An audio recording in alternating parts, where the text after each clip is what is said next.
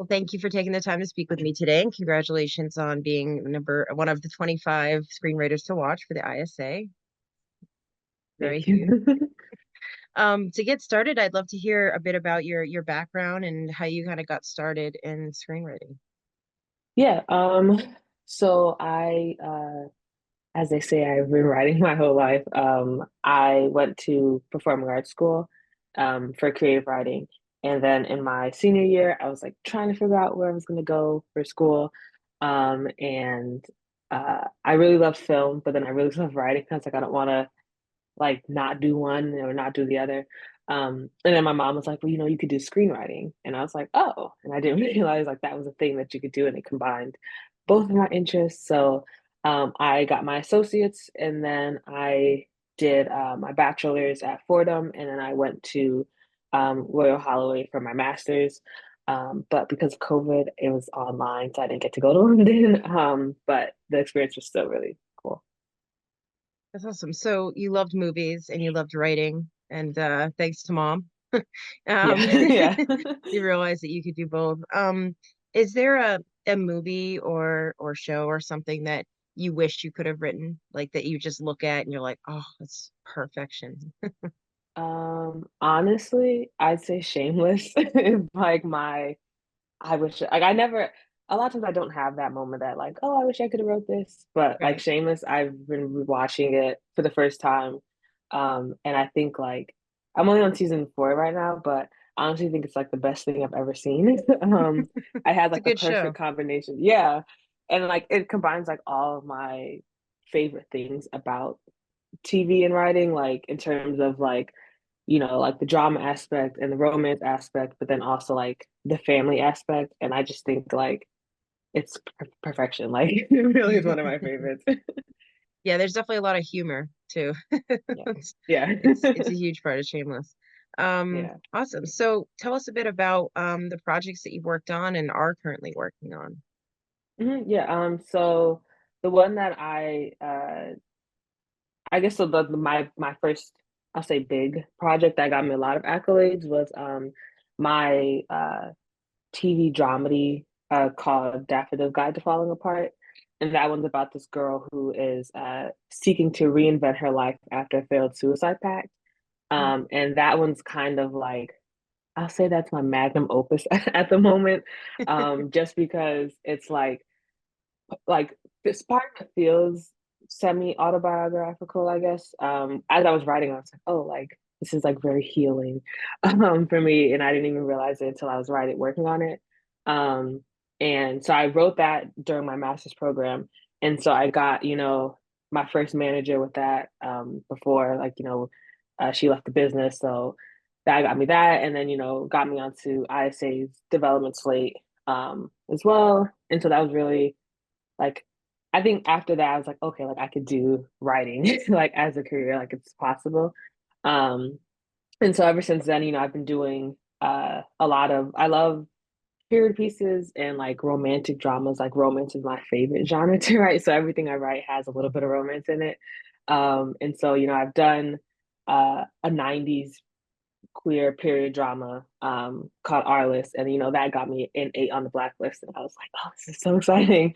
um and then this one I just wrote a rom-com flash with and that's what I won ISA's table read my screenplay contest with.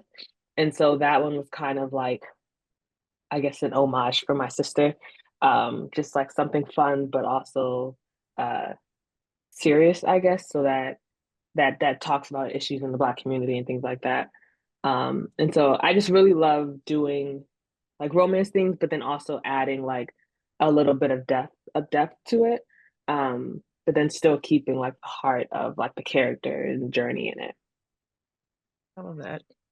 So, I'd love to ask a few things about kind of your process and how you feel. A lot of this can be very beneficial to people that are out there wanting to be in your shoes. Screenwriters that, haven't necessarily had any kind of breaks.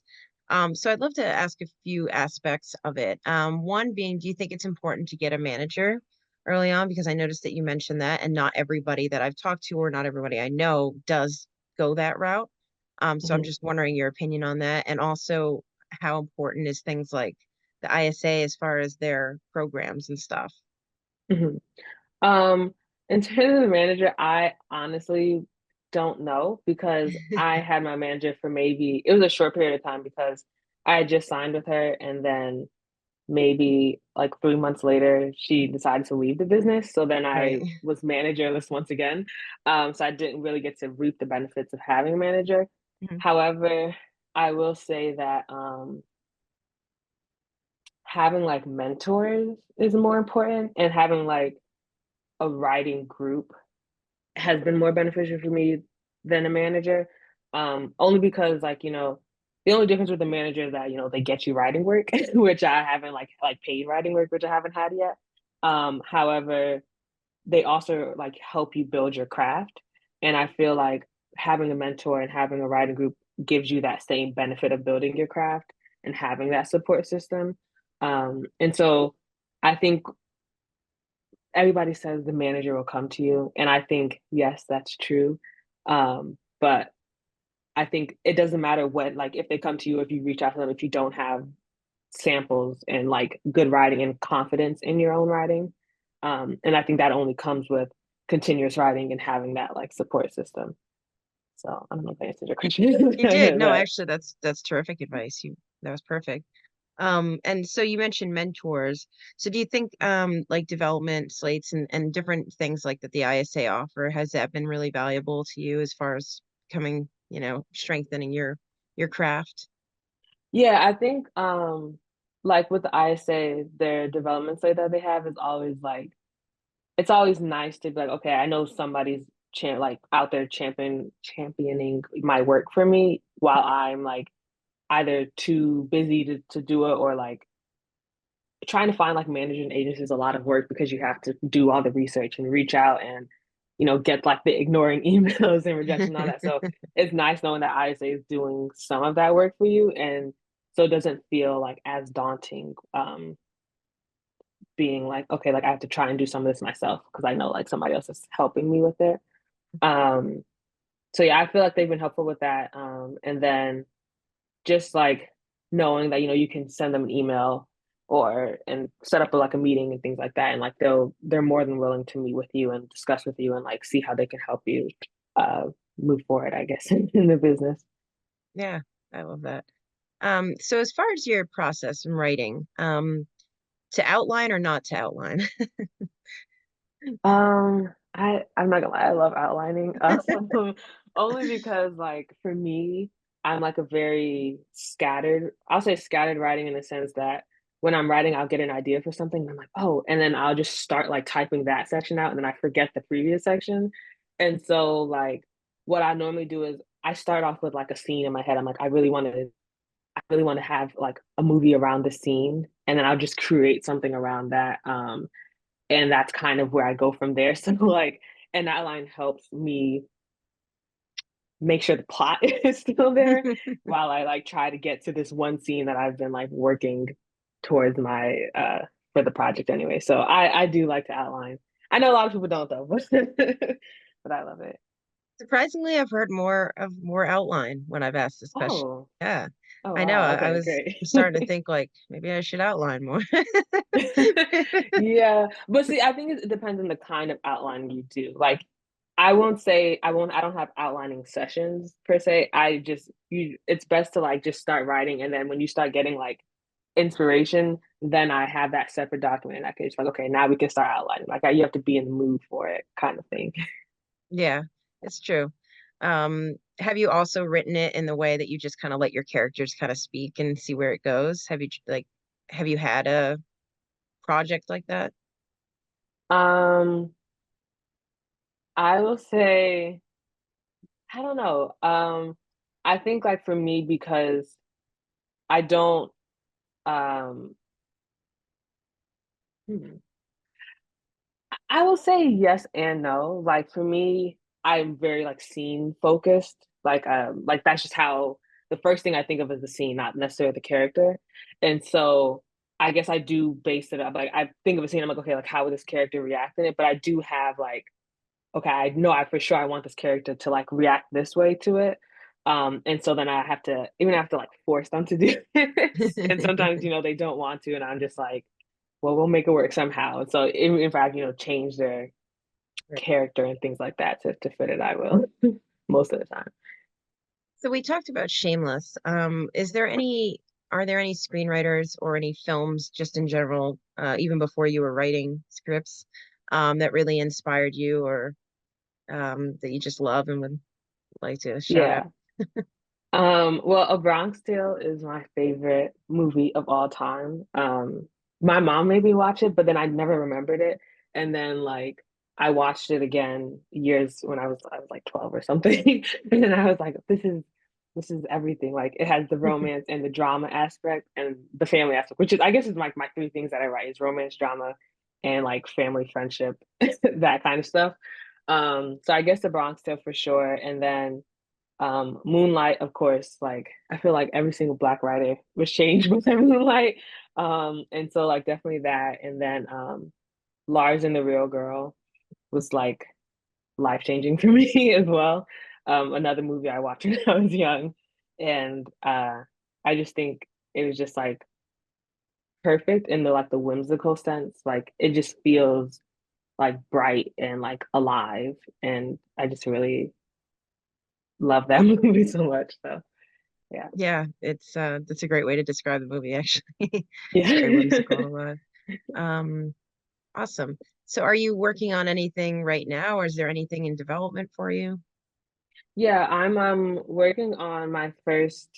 I'm like a writer and director, so I Oh, wrote a adaptation of Dorian Gray, and so I'm it's like race and gender bent, so I'm in the process of like turning it into, I guess, like figuring out how to get it produced so I can direct it, and that'll be like my feature debut, I guess. So as a I'm working movie on or that. TV? Yeah, yeah, as a Yeah, okay. movie. That's So really yeah, interesting. Great story. I yeah, mean, great, bones with Dorian Gray. yeah, exactly. Yeah. Yeah. So I'm really excited for that one. And then I have excuse me, I'm working on like another I just watched this movie called Femme. Uh I can't remember the director of it, but I think it's Sam Freeman maybe. But it's like this British like erotic revenge thriller kind of thing. And so I wanted to write like another kind of thriller movie. And so I'm writing another one called Miriam Down the River. And it's about like this trans woman, and she kidnaps her younger sister because she like doesn't want her to move away from her. And it's like about the journey that they go on. But it's really about like a sisterly relationship. So that's my next that's my current stuff. Yeah, you said thriller, and I was like, oh, she's moving away from family, and then no. So that's still Yeah. there. Yeah. That's awesome. So you're very busy, it sounds like. Um, Yeah. Trying to stay busy, yeah. yeah, that's the way to be. Awesome. Well, thank you very much for taking the time to speak with me. This has been a lot of fun. And I guess just final question would be if you have any advice for anybody that's a screenwriter that's questioning whether or not they're any good and should Yeah. apply to things like this. Because I mean, just from everybody I've spoken with on this so far in this 25, really talks about how important, things like this have been for their career, getting more Mhm. involved, applying to things, whether it be contests or, development slates or anything like that. Um, Yeah. so yeah. Yeah, I'd say uh for me when I first started I was applying to everything. And it's good because it helps build up the rejection. Like you're getting used to rejection. But I think as you go on, like you start to like do more research and think, okay, what do I want from this competition if I were to win? And is this reward worth like, the months long of waiting to maybe a rejection kind of thing? And so I think for me, which is why I applied for like a table read, I was like, I want this project to have something and like to have a table read or something because it's like very personal and like fun for me. And so that's which is why I applied. So I think don't just apply to things just because everybody's saying to apply or like, oh, it's a big fellowship and everybody says to apply to them.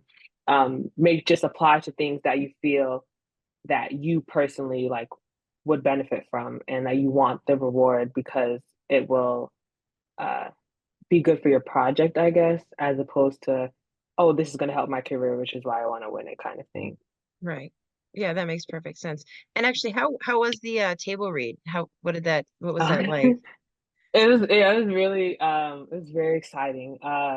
We I was actually like going to a festival for my film that got into like Outfest, and so I was doing like both of them at the same time.